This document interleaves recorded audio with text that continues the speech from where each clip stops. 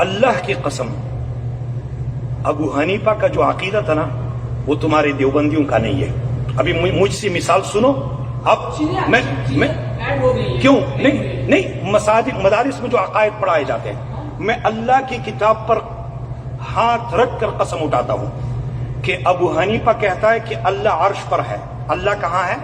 اللہ عرش پر ہے. ابو حنیفہ کہتا ہے کہ اللہ رب العالمین کے لیے ہاتھ ہے جس طرح اس کے لیے لائق ہے. یہ ابو حنیفہ کہتا ہے. ولا يقال ان يده قدرته، یہ بات نہ کہی جائے کہ اس کی ید سے مراد اس کی قدرت ہے. لأن فيه ابطال الصفة، کہ اس میں جو ہے نا اللہ رب العالمین کی صفت باطل ہو جاتی ہے.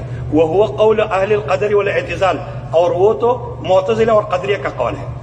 پورے دیوبندیوں نے معتزلہ اور قدریہ کو اپنایا ہوا ہے، جہمیہ کو اپنایا ہوا ہے، ابو حنیفہ کو چھوڑ دیا ہے. آپ کو میری بات سنیے.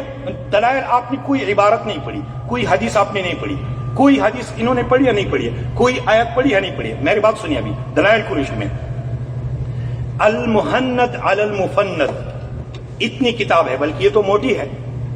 اتنی کتاب ہے خلیل احمد سہارنپوری کی. کس کی؟ زکریا صاحب کی استاد کی، سہارنپور مظاہر العلوم کے مدرسے کی شیخ الحدیث کی، صاحب بذل المجہود کی کتاب ہے المحند علی المفند. اردو میں نام ہے عقائد علماء دیوبند. احمد رضا خان بریلوی بھی مکے میں تھا، وہ بھی تھا. احمد رضا خان بریلوی نے حسام الحرمین کے نام پر ان پر رد کر دیا اور پھر ترکیوں نے ان سے کچھ سوالات کیے. بات لمبی ہے. انہوں نے جو 24 سوالات تھے اس کے جوابات دینے شروع کیے نا. کہتے ہیں لِيُعْلَمْ أَوَّلًا قَبْلَ أَن نَشْرَعَ فِي الْجَوَابِ، اس سے پہلے کہ میں جواب دینا شروع کروں جان لو کہ ہم اور ہماری پوری جماعت دیوبند، قاسم نانوتوی، رشید احمد گنگوئی، ہم سب عقیدے میں ابو منصور ماتوریدی کو مانتے ہیں. کس کو مانتے ہیں؟ ابو منصور ماتوریدی کو مانتے ہیں. وہ اور ہم اعمال میں، فروع میں ابو حنیفہ کو مانتے ہیں. عقیدہ اہم ہے یا اعمال اہم ہے؟ بتاؤ وقار. اچھا، تو ابو حنیفہ کے عقیدے کو چھوڑ کر ان کے اعمال پر کیا کرو گے؟ یہ تمہاری دیوبند کی بات ہے. احتیاط نہیں، یعنی ابو حنیفہ کے عقیدے کو چھوڑنا احتیاط ہے؟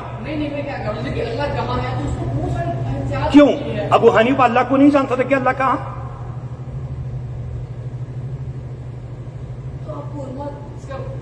نہیں، ابھی تک تو اللہ رب العالمین کے بندے، آپ نے فقہا مجھ پر یہ الزام لگا دیا کہ فقہا سے لوگوں کو کاٹ رہے. میں نے کہا کہ آپ کو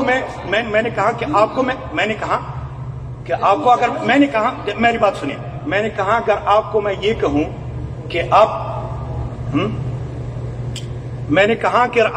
یہ کہوں کہ آپ نبی علیہ الصلوۃ والسلام سے لوگوں کو کاٹ رہے ہیں تو یہ بات ٹھیک ہوگی؟ نہیں، آپ لوگ خطا پر ہے، اتنی بات کہوں گا. لیکن میں نے اللہ کے رسول کی حدیث کے ساتھ سیدھے لوگوں کو لگا دیا کہ اللہ کے رسول نے ایک صحابی کو فرمایا کہ تم کونے میں کیا کر رہے تھے؟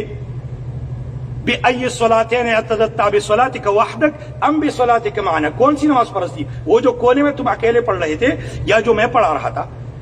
اور یہاں پر فقہا کہتے ہیں کہ کونے میں پڑھو، کوئی بات نہیں ہے. میری بات سنیے. پھر آپ نے کہا کہ نہیں فقہا، تو فقہا کے عقائد کو چھوڑنا کون سی جو ہے نا عقل مندی ہے؟ یہ بے وقوفی ہے کہ نہیں؟ ابو حنیفہ کہتا ہے کہ اللہ عرش کے اوپر ہے، ٹھیک ہے، اور یہ کہتے ہیں اللہ نہ آگے نہ پیچھے نہ اوپر نہ نیچے نہ دائیں نہ بائیں نہ متصل عالم نہ منفصل عالم. نہیں، اللہ رب العالمین کے ابو حنیفہ اللہ کی شان کو نہیں جانتا تھا کہ اللہ کو عرش پر مانو تو اللہ رب العالمین کے شان سے بات کمی ہوگی؟ نہیں. میری بات سنیے وقار صاحب، آپ میری بات کو توجہ نہیں دیتے. اللہ رب العالمین کے شان کو وہ لوگ مانتے ہیں جو اللہ کی صفات کو مانتے ہیں. اللہ خالق ہم مخلوق، اللہ رازق ہم مرزوق، اللہ مالک ہم مملوک. اللہ ایسے عرش پر مستوی ہے جیسے اس کے شان کے لائق ہے، ٹھیک ہے؟ نہیں، لیکن تیرے دیوبندی نہیں مانتے. آپ مانتے ہو دیوبندی؟ نہیں، تیرے دیوبندی نہیں مانتے. خلیل احمد سہارنپوری غلط پر ہے اس پر کہ نہیں؟ تو اللہ کے بندے اتنے احادیث کے بارے میں آپ ہزاروں باتیں کرتے ہیں کہ نہیں، ہر ایک کی الگ الگ ترتیب ہے. جی کیسے؟ ابو حنیفہ نے کہا کہ کافر ہو جائے. اگر کسی نے کہا کہ اللہ رب العالمین عرش کے اوپر ہے یا نیچے، مجھے نہیں معلوم. हम तो नहीं कहेंगे, मेरी बात सुनिए, एक आदमी जाहिल है, वो अल्लाह रब्बुल आलमीन के शान को नहीं जानता। मैंने अबू हनीफा ने उसको काफिर कहा है। हम नहीं कहेंगे, हम तो ये कहते हैं कि भाई अल्लाह सुब्हानहु व तआला, मेरी बात सुनिए, अबू हनीफा को एहतियात नहीं मालूम था, अबू हनीफा एहतियात नहीं जानते थे। नहीं, किसने? इन्ना लिल्लाहि व इन्ना इलैहि राजिऊन। अल्लाह रब्बुल आलमीन के बारे में एहतियातन ये बोलना, यानी इस बारे में एहतियात करनी चाहिए कि हो सकता है अल्लाह रब्बुल आलमीन अर्श पर ना हो, तो इसी अस्तगफिरुल्लाह। ये नहीं, देखिए, इस बारे में एहतियात की क्या जरूरत है? नहीं, आवाम को देखिए, मेरी बात सुनिए,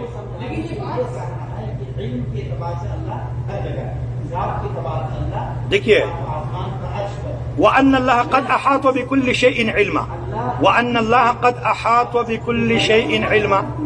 देखिए, मेरी बात सुनिए, कुरान है, उलमा को छोड़ा भी, इस कुरान को छोड़कर जो है ना उलमा को अपनाते हो। इस कैसे? देखो, मेरी बात सुनिए, सुम्मस्तवा अलल अर्श, अर्रहमान अलल अर्श इस्तवा। इस आयत के बारे में अबू हनीफा कहते हैं कि अल्लाह अर्श के ऊपर है, और तुम कहते हो कि नहीं, हमें नहीं मालूम। तो तुम अबू हनीफा को मानने वाले हो या मैं मानने वाला हूं? बताओ। नहीं, बाकी सारी बातें मानिए ना। देखो, मेरी बात सुनिए, वो बात मानेंगे जो किताब और सुन्नत के मुवाफिक है, हमारा ईमान है और हर मोमिन का ईमान है। मेरी बात सुनिए, वअन्न अल्लाह कद अहात बिकुल्लि शैइन इल्मा, और ये कि अल्लाह रब्बुल आलमीन ने हर चीज को अपने इल्म में लाया, यानी अल्लाह के इल्म में हर चीज है। ठीक है, आप तो हमारे सामने एक इंसान है, आपके दाढ़ी के एक बाकियों को जो है ना अल्लाह रब्बुल आलमीन दाढ़ियां रखने की तौफीक अता फरमाए। मेरी बात सुनिए, अल्लाह रब्बुल आलमीन आपके दाढ़ी के एक बाल को जानता है, अल्लाह आपके दाढ़ी के एक बाल को जानता है। ठीक है, ये अल्लाह का इल्म है। अल्लाह रब्बुल आलमीन की कुदरत ये है कि हमें यहां से सही सलामत उठाए घर ले जाए।